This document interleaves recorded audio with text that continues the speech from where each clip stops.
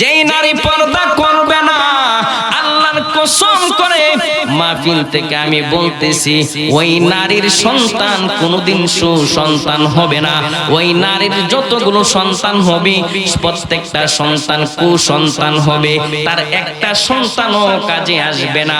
আমরা মনে করি আমাদের 4টা 5টা সন্তান আছে, একটা সন্তানকে যদি সৌদি আরবে, কাতারে, দুবাই পাঠায়া দিই মনে হয় সাকসেস।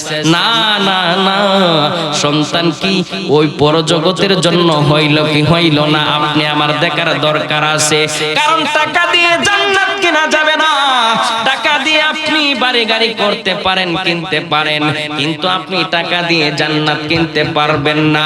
এই বন্ধু, টাকা কোন সময় সুখের কারণ হয়, আবার টাকা কোন সময় দুঃখেরও কারণ হয়। টাকা কোন সময় জান্নাতের কারণ হয়, কোন সময় আবার জাহান্নামেরও কারণ হয়।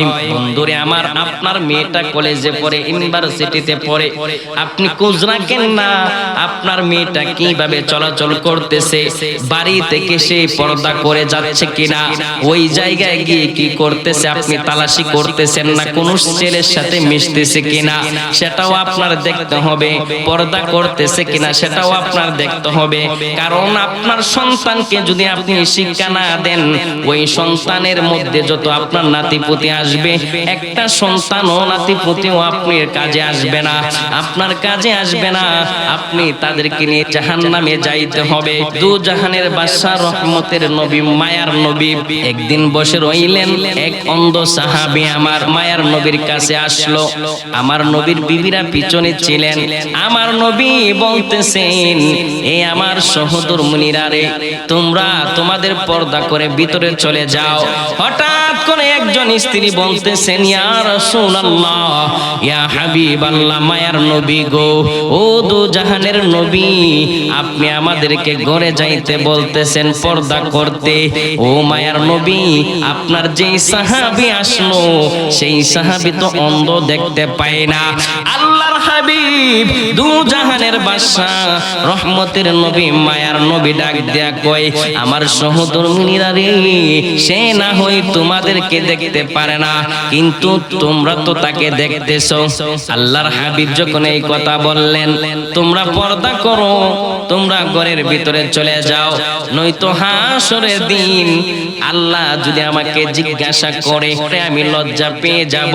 এ বন্ধু, দু জাহানের বাদশা রহমতের নবী কথা বলার পরে সাথে সাথে আমার নবীর সহোদর মেয়েরা গৃহের মধ্যে চলে গেল, ঘরের মধ্যে চলে গেল। আর বর্তমান সময়ে যদি আপনার স্ত্রীকে একটা ফকির আসে, যদি বলেন ফকিরকে তোমার ভিক্ষা দেওয়ার দরকার নাই, আমি দিয়ে আসি, আপনাকে বলবে তোমার মতো মোল্লা টাইপের লোক আমি কম দেখেছি। অনেকে ভালো হয়, আবার অনেকে খারাপ হয়। যে স্ত্রী স্বামীর কথা শুনে না, ওই স্ত্রী জাহান্নামী হয়ে যাবে, এতে কোনো সন্দেহ নাই। কারণ স্বামীর অবাধ্য স্ত্রী কোনোদিন জান্নাতের সুগ্রাণ পাবে না। এই জন্য আপনি আমি সবাই উপদেশ দিতে হবে পর্দা করার জন্য।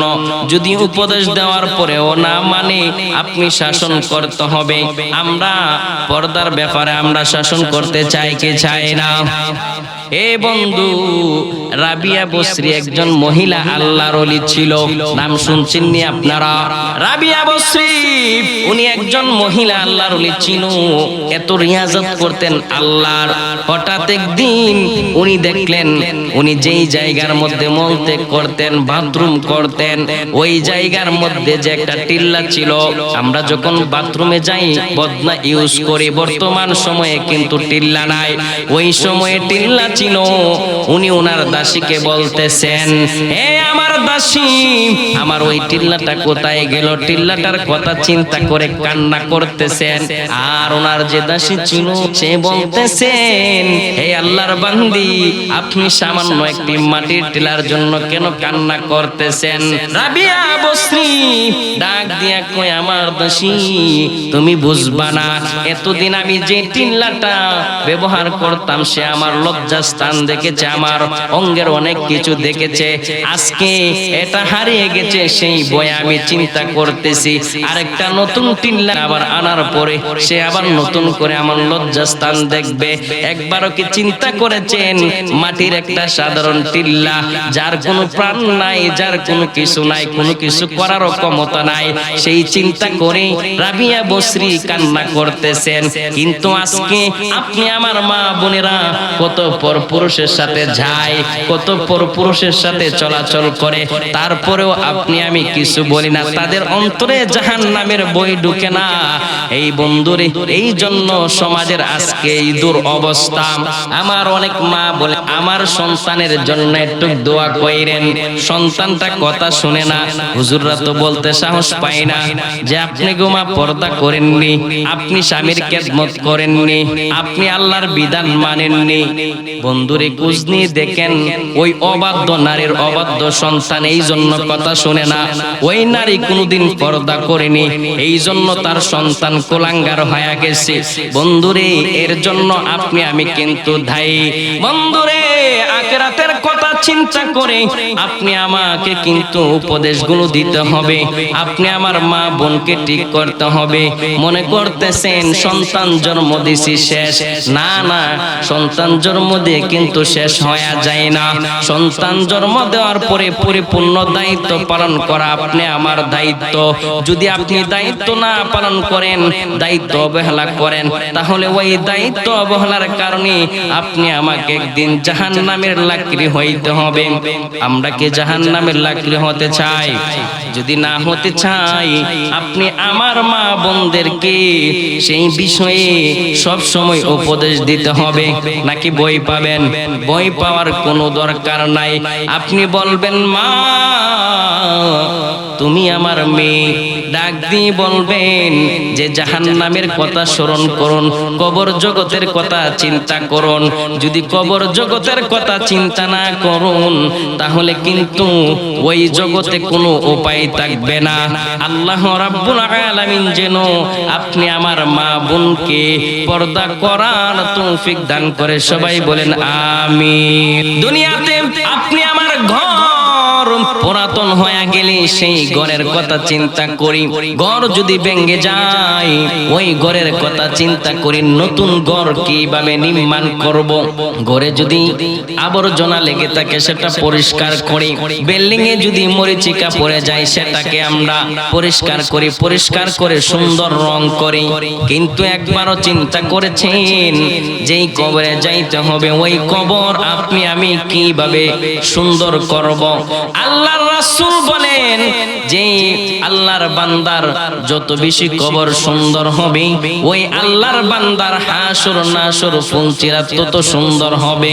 বন্ধুরে আমার, আল্লাহর ওলি মালিক বিন দিনার একদিন রাস্তা দিয়ে হাঁটতেছেন, হঠাৎ করে ওনার নজরের মধ্যে পড়ল এক যুবক রাস্তার মধ্যে একটা জায়গার মধ্যে বসে বসে চিন্তা করতেছেন। মালিক বিন দিনার ডাক দিলেন, হ্যাঁ যুবক, তুমি কিসের চিন্তা করতেছো এই রাস্তার পাশের মধ্যে বসে বসে? ওই যুবকটা ডাক দিয়ে কই, কে আপনি? আপনাকে চিনলাম না, এর আগে আপনাকে কোনোদিন দেখলাম না। আপনি আমাকে জিজ্ঞাসা করেছেন আমি কিসের চিন্তা করি, আপনি কি আমার বিষয়টা সমাধান দিতে পারবেন, সমাধান করতে পারবেন?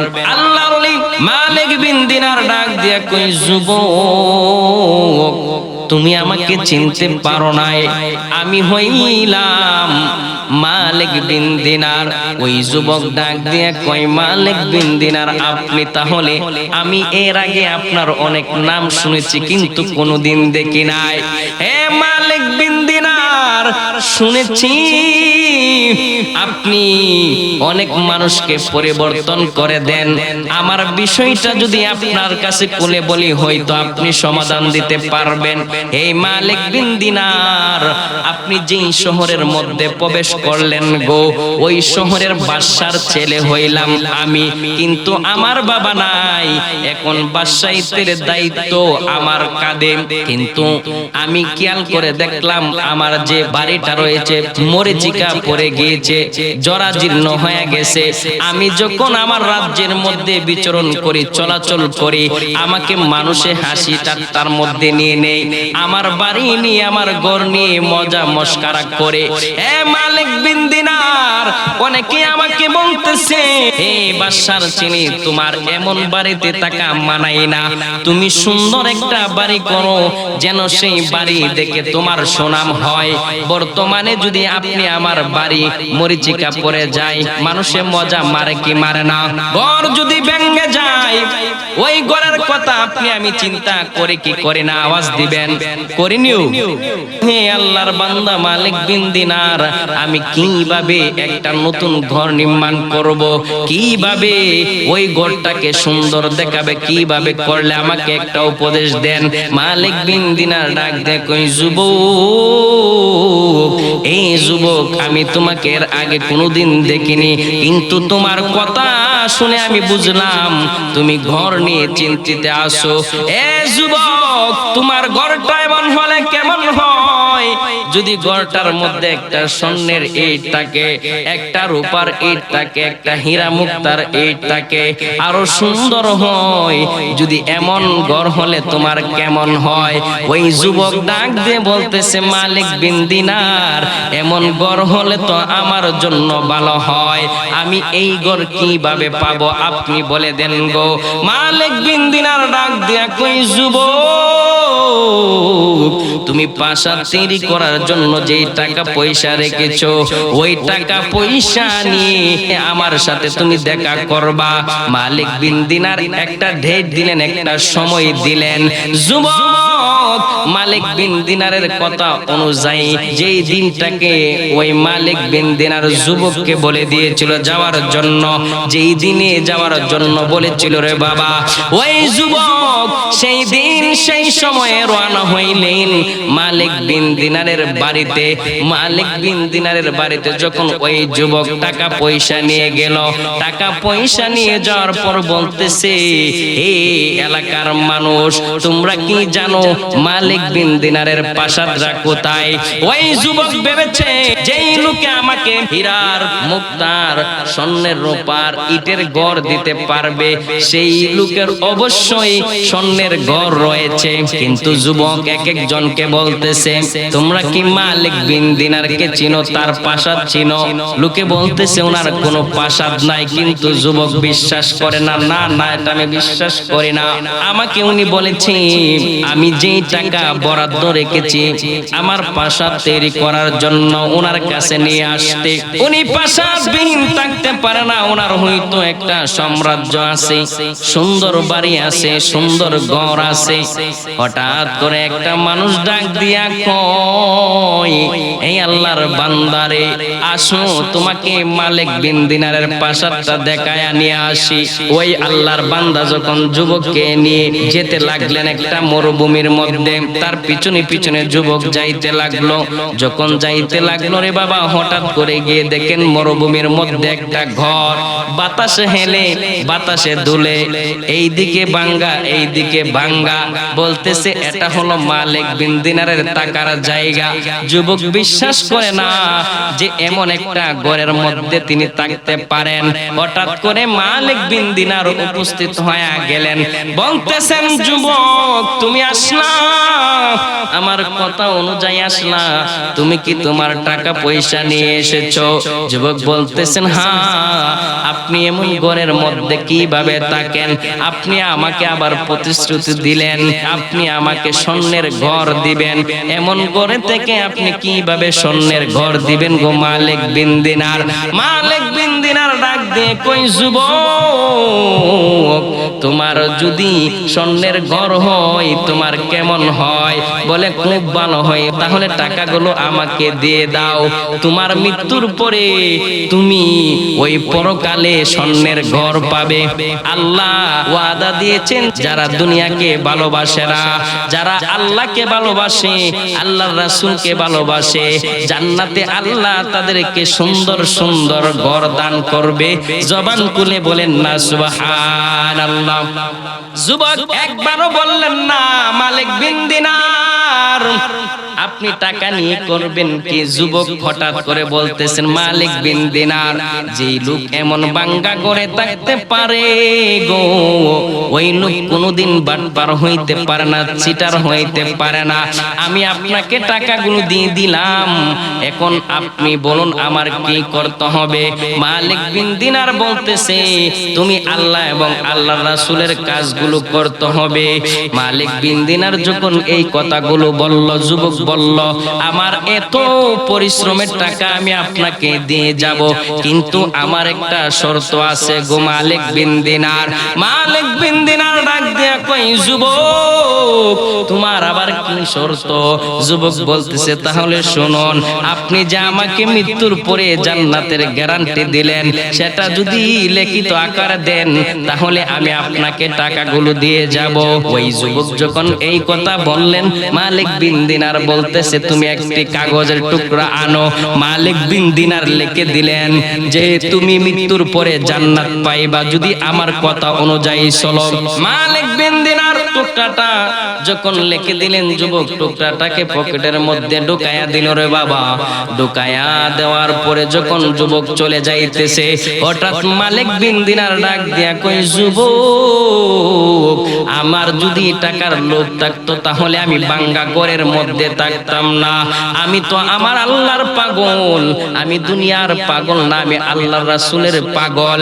হে যুবক, যেই টাকা তুমি নিয়ে এসেছো ওই টাকা তুমি যাওয়ার পথে যত গরিব মানুষ দেখবে, যত আল্লাহর গরিব বান্দা দেখবে, বান্দি দেখবে, তোমার বস্তার মধ্যে যতগুলো অর্থ রয়েছে, টাকা রয়েছে, পয়সা রয়েছে, তোমার প্রাসাদে যাইতে যত সময় লাগে এখান থেকে তুমি বিলাইতে বিলাইতে তোমার প্রাসাদের মধ্যে যাইবা।